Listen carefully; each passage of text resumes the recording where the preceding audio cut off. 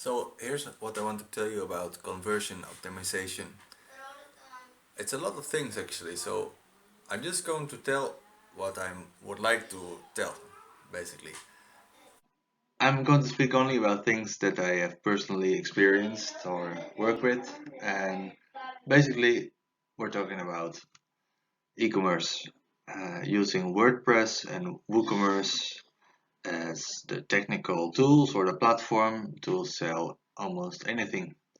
And this is not for fully blown e-commerce web shops, but for simple singular digital products such as ebooks or guides or Excel files. Simple things that you might want to sell online. For my sites, I use WordPress. It's a content management system, very easy to install and easy to work with. And I want to highlight that it's a content management system. So it comes with many features and designs. You can install all these themes and you can spend a lot of time, actually waste a lot of time trying to tweak and make it look more nice and install these fancy sliders and all kind of stuff. But in my personal experience, it's my opinion, that's a waste of time. What sense does it make to have a cool, fancy homepage when in reality most of your visitors they land on some kind of landing page way below your homepage. In fact, most of them will never ever see your homepage. Um, so, and worst case is that many fancy looking sites they use a page builder on top of the WordPress platform, and that makes the site slow. And slower site means simply that if it takes time to load, many people will just hit the X and never come back. You lost a visitor, and that's like the worst thing that can happen. Um, so I want to talk about WordPress as a content management system, how it works, uh, where you should host it, how to install it, and what are my favorite settings. I will explain about the basic structure. WordPress is basically a management system to juggle with pages, posts, and later on products. Uh, I see it as a hollow framework, and you should fill it in with valuable content for your readers, for your visitors. So, and essentially, I tried to strip it down as much as I could to get rid of all the crap and focus on the content and just use it as a pure technical framework to get the message out or to get my product out. It comes with many possible themes. I will explain you what is my favorite theme to work with and why. Show alternatives where you can download the best free themes, where you can purchase paid themes if you like. I have a strong opinion on that later more.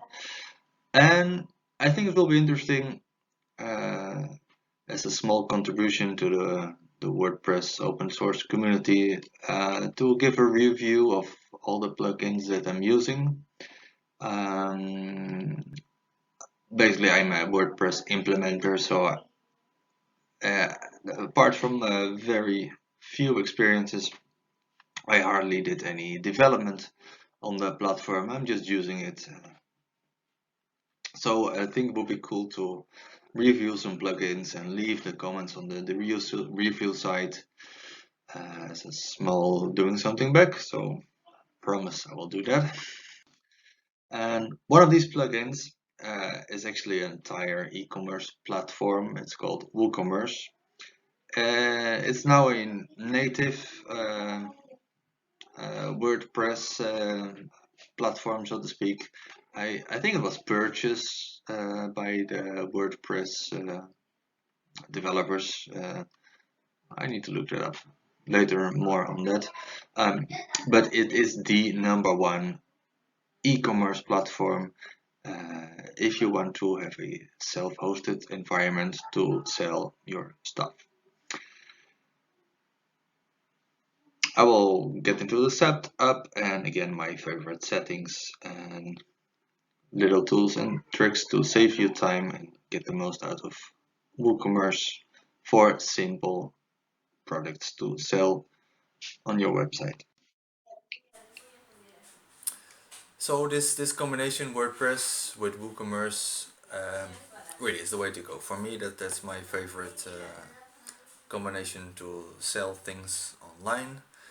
Um, So when it comes to conversion optimization of your sales process using WordPress with WooCommerce as a self-hosted e-commerce platform, I use a four-part uh, cycle which repeats itself. So it starts with research, and you need to research your market, about your product. You need to do research for every article that you write, every page you you create on your site requires research. Next, you create a draft. It can be a minimal viable product, as simple as possible. It can be a blog post. You just have to get it out and publish it anyway, because in this phase, nobody cares anyway. Nobody's reading your page. Nobody is buying your product.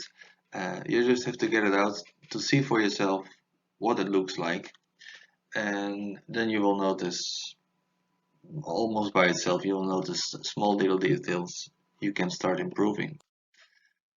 Then the real craft starts, the editing, the copywriting, um, getting it ready to promote, which is the next phase, promotion.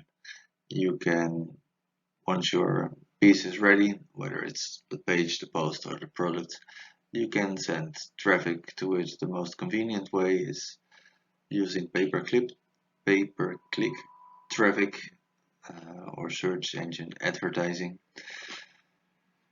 Alternatively, you can choose for a organic traffic strategy. It's more for medium and long term using search engine optimization or social media marketing or uh, even or maybe I should say uh, you should consider it anyway the traditional channels such as radio, TV, and print media.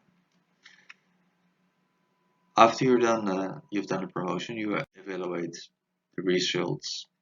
Did your sales increase? Are they satisfactory? Dive into your Google Analytics, do A/B testing with advertising, and you've entered into the research phase again. It's a cyclical and